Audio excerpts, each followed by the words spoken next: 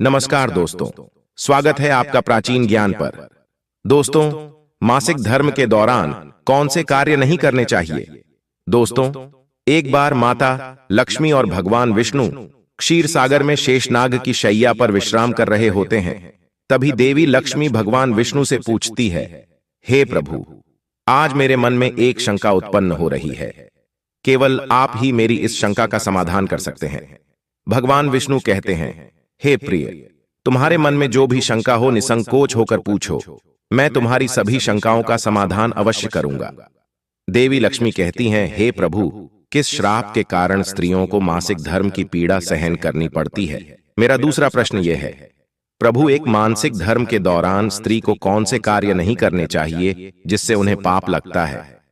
भगवान विष्णु कहते हैं, हे देवी, आज तुमने मानव जाति के कल्याण के लिए बहुत ही उत्तम प्रश्न किया है।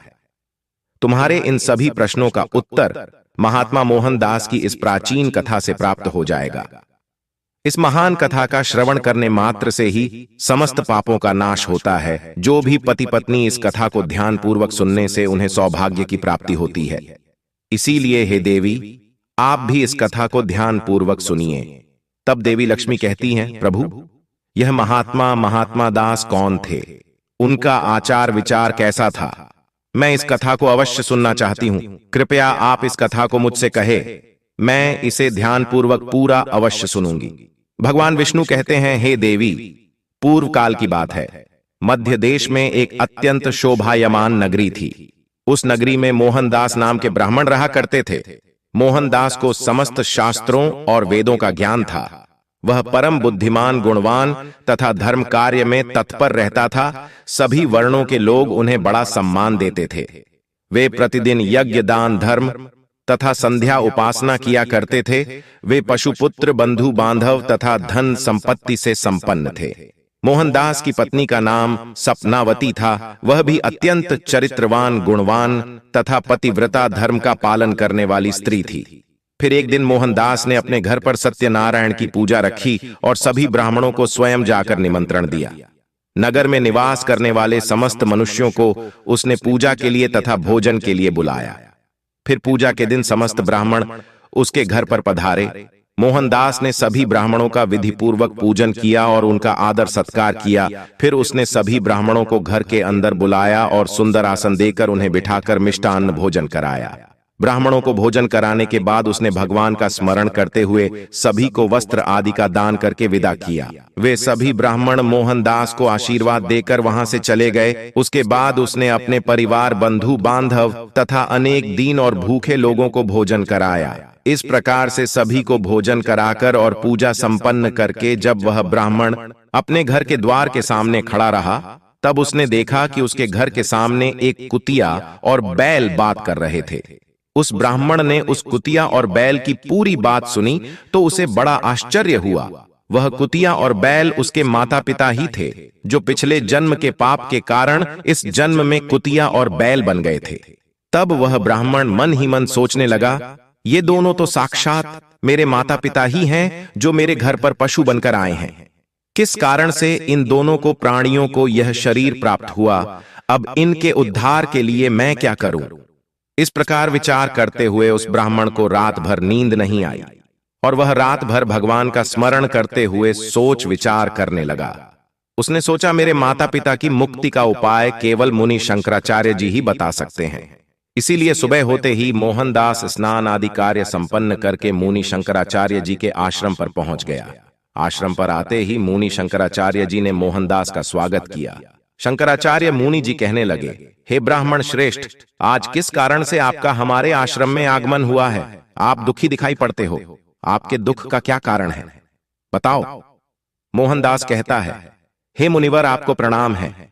आपके दर्शन से आज मेरा जन्म सफल हुआ है। हे मुनीश्वर, आज मैं आपके पास एक शंका लेकर आया हूं।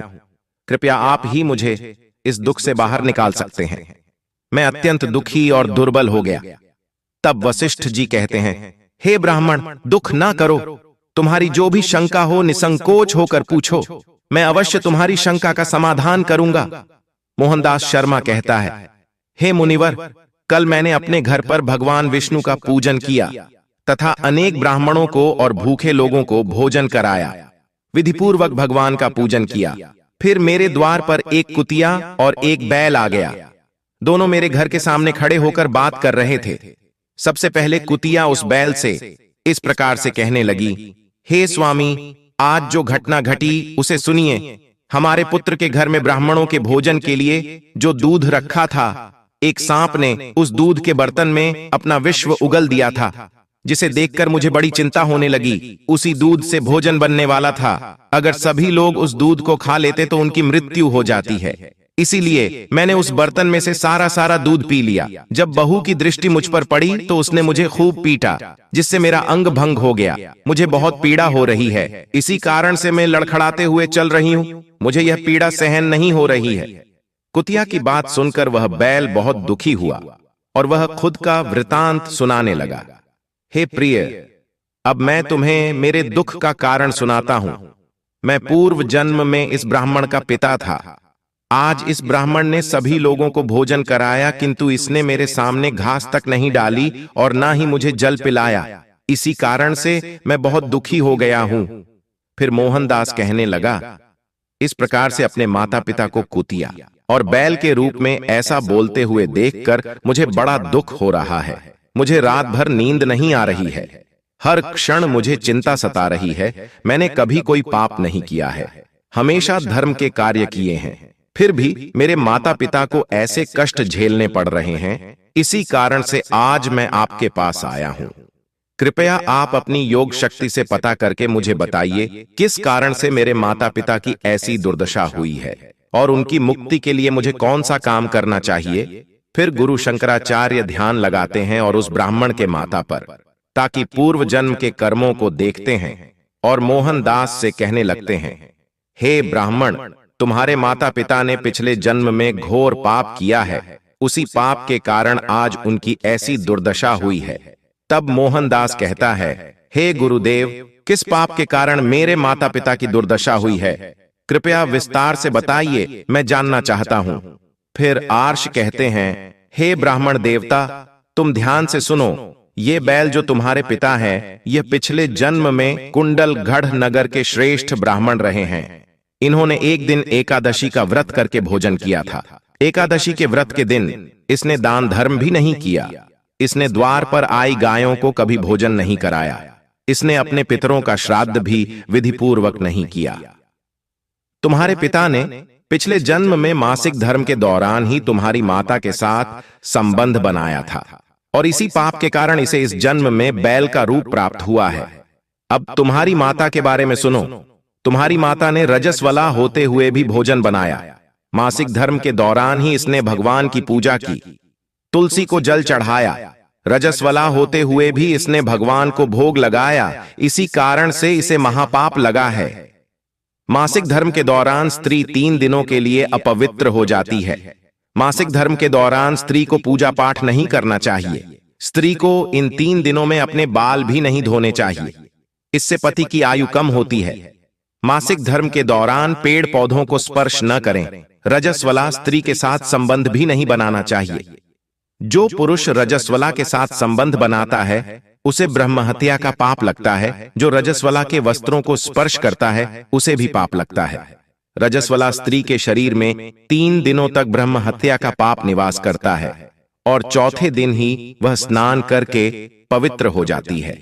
चौथे दिन स्नान करने के पश्चात 7 रजस्वला स्त्री को अपने पति का मुख देखना चाहिए। अन्य किसी पुरुष का मुख नहीं देखना चाहिए। यदि पति समीप ना हो तो सूर्य देव के दर्शन करने चाहिए। गुरु शंकराचार्य कहते हैं, हे ब्राह्मण, इसी पाप के कारण तुम्हारे पिता को बैल और तुम्हारी माता को कुतिया का जन्म प्राप्त हुआ है। ब्राह्मण कहता है, हे मुनीश्वर, अब आप मुझे मेरे माता पिता की मुक्ति के लिए उपाय बताइए।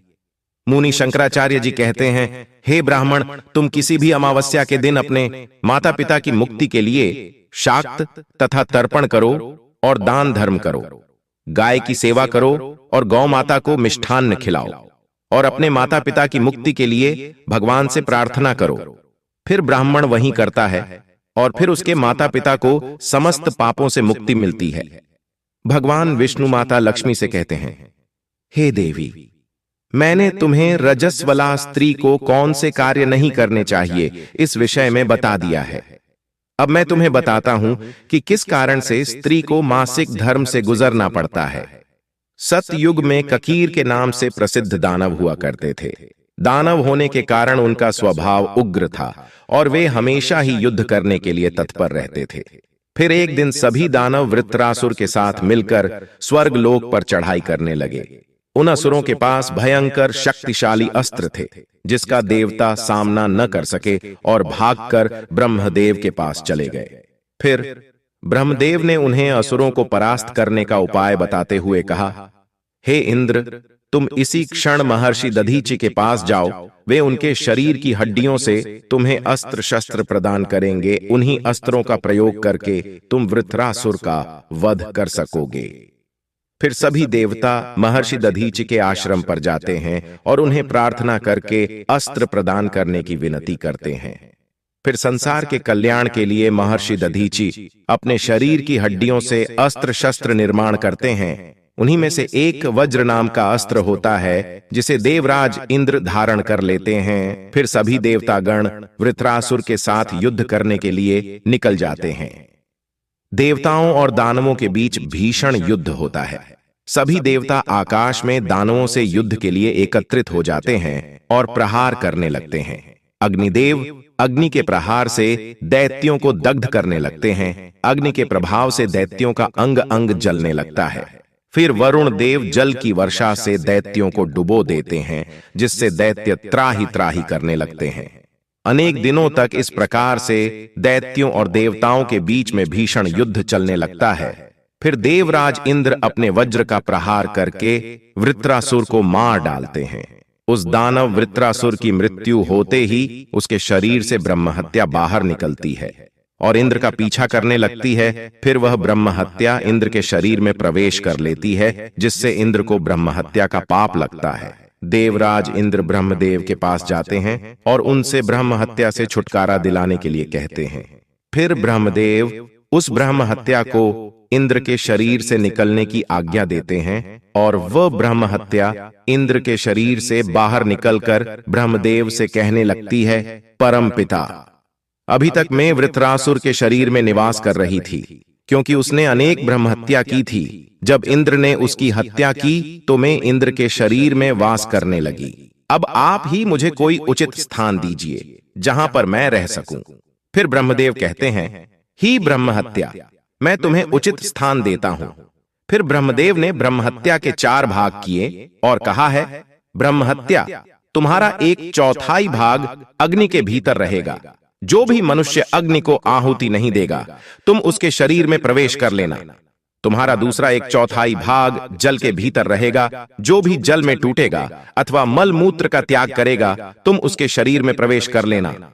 फिर तीसरा 1/4 भाग पेड़ पौधों और वृक्षों के भीतर रहेगा। जो भी मनुष्य अकारण ही वृक्षों को काटेगा उसे भी ब्रह्महत्या का पाप लगेगा। फिर ब्रह्मदेव ने अप्सराओं को बुलाया और कहा, हे अप्सराओं, इस ब्रह्महत्या का 1/4 भाग तुम ग्रहण करो। अप्सराएं कहने लगी, हे प्रभु, आपकी आज्ञा से हम इसे ग्रहण करने के लिए तैयार है, किंतु हमें भी इससे मुक्ति का कोई उपाय बताइए। फिर ब्रह्मदेव कहने लगे, हे अप्सराओं, जो भी पुरुष रजस्वला स्त्री के साथ संबंध करेगा उसके अंदर यह ब्रह्महत्या प्रवेश कर जाएगी। इस प्रकार से ब्रह्महत्या के 4 भाग हुए, एक अग्नि में, दूसरा जल में, तीसरा वृक्षों में और चौथा स्त्रियों के अंदर प्रवेश कर गया। उसी ब्रह्महत्या के भाग्य के कारण स्त्रियों को मासिक धर्म आता है। जो भी पुरुष मासिक धर्म के दौरान स्त्रियों को स्पर्श करता है अथवा उनके साथ संबंध बनाता है उसे ब्रह्महत्या का पाप लगता है।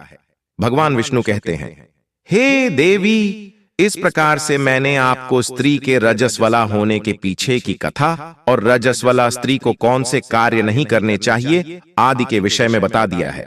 मां लक्ष्मी कहती हैं, प्रभु, आज आपने मुझे बहुत ही महत्वपूर्ण ज्ञान दिया है। मैं भी आपको वचन देती हूं, जो भी स्त्री मासिक धर्म के दौरान पूजा पाठ करेगी, पति के साथ संबंध रखेगी, उसके घर में मैं प्रवेश नहीं करूंगी। तो दोस्तों, इस प्रकार से मासिक धर्म के दौरान स्त्रियों को यह कार्य नहीं करने चाहिए। दोस्तों, प्राचीन कथा अगर आपने पूरी सुनी हो तो एक बार सच्चे दिल से कमेंट बॉक्स में जय मां लक्ष्मी जय हरि विष्णु अवश्य लिखें और वीडियो को एक लाइक और चैनल को सब्सक्राइब अवश्य करें ताकि और भी ज्ञानवर्धक कथाएं और ज्ञानवर्धक जानकारी आपको प्राप्त हो सके। धन्यवाद।